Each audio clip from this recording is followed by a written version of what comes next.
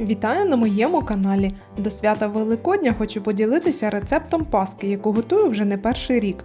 Паски виходять м'які, пористі, дуже ароматні та неймовірно смачні. Інгредієнти на екрані та в описі під відео. Спочатку готую опару. Розминаю живі дріжджі, до них додаю із загальної кількості цукру 1 столову ложку і трохи перетираю між собою. Далі додаю молоко, всі продукти кімнатної температури. Перемішую і розтираю до розчинення цукру. Від загальної кількості борошна додаю 3 столові ложки. Перемішую вінчиком, бо так зручніше розбити грудочки. Трохи зарідка консистенція, тому додаю ще 1 столову ложку борошна. Опара повинна бути не густа, але й не рідка, десь як на млинці. Накриваю плівкою та залишаю в теплому місці на 15 хвилин. А поки підготую здобу. Яйця розділила на жовтки та білки. До жовтків додаю цукор та ванільний цукор. І збиваю міксером до посвітлішання. Опара підійшла, дріжджі добре працюють, вона пориста, пухнаста. Додаю її до жовтків та добре перемішую. Далі для запаху додаю цедру апельсина та 2 столових ложки коньяку. Це для додаткової пишності тіста та щоб воно довго не черствіло. Далі білки збиваю міксером до піків та відправляю їх до жовтків. Обережно перемішую, щоб залишити цю пухнастість. Тепер додаю борошно частинами, регулюючи консистенцію. Щоб паска була пористою та повітряною, тісто не повинно бути дуже липким, але й не повинно не прилипати до рук. Така собі золота середина. Ось побачите, як вимішаю.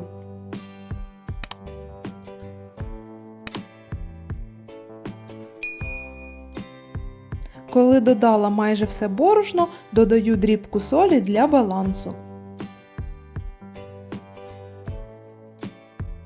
Вимішую тісто руками та зачищаю все борошно на стінках.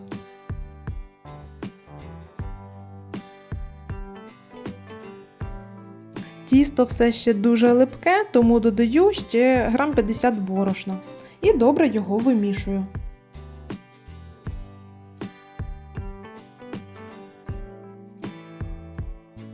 Тут головне не забити тісто.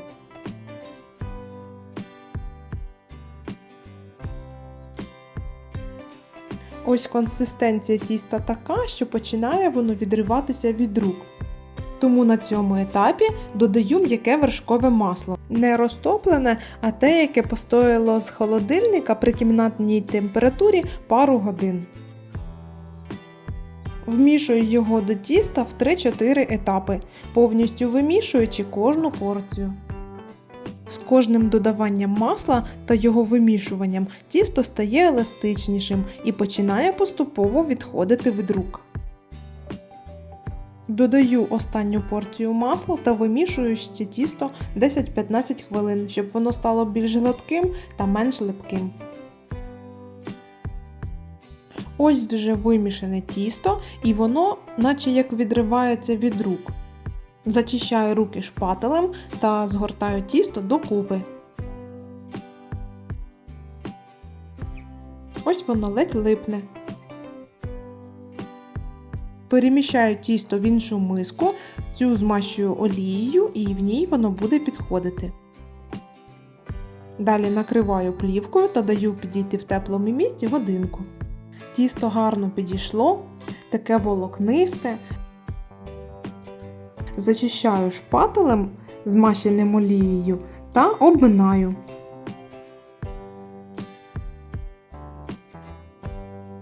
Додаю сухофрукти, які замочувала в апельсиновому соці 7 годин. Через надлишок вологи додаю борошно. Висипаю до тіста та добре вимішую, рівномірно розподіляючи сухофрукти. Руки при цьому змащую олією. Збираю докупи та накриваю плівкою і даю підійти ще на 30-40 хвилин в теплі. Тіста виходить приблизно 1,8 кг, тому підготувала 3 форми на 300 г та 4 форми на 200 г. Змащую їх олією та розміщую на деко. Тісто знову зачищаю та обминаю. Пекарський килимок припиляю борошном, щоб тісто не перелипало і щоб було зручно з ним працювати. Викладаю все тісто, згортаючи його докупи. Відрізаю та відважую на кожну форму.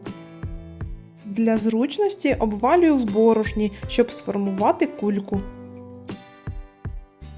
Ховаю сухофрукти, якщо вони стирчать, щоб не обгоріли.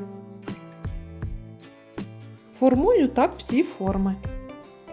Накриваю плівкою та залишаю підходити до краю форми ще на 15-20 хвилин в теплі. Як підійшли, відправляю в розігріту духовку до 180 градусів на 20-25 хвилин. Випікалися ці гарнюні 25 хвилин. Вже на 20 хвилини перевірила, що шпажка суха. Залишила ще на 5 хвилин і дістала. Залишаю на пару годин охолонути, щоб нанести потім глазур. Глазур в мене на желатині. Детально, як її приготувати, дивіться за посиланням під відео. Наношу швиденько та розрівнюю ложкою.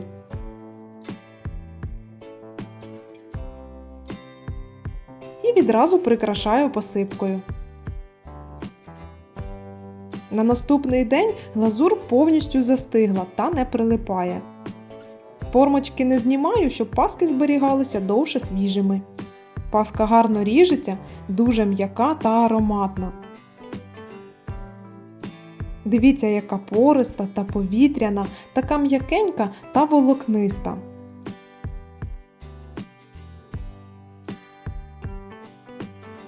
Пропечена з усіх сторін. По смаку в міру солодка, і коньяк зовсім не відчувається ні на смак, ні на запах. Вітаю з Великоднем! Нехай Бог оберігає кожного з вас та дарує усім мир.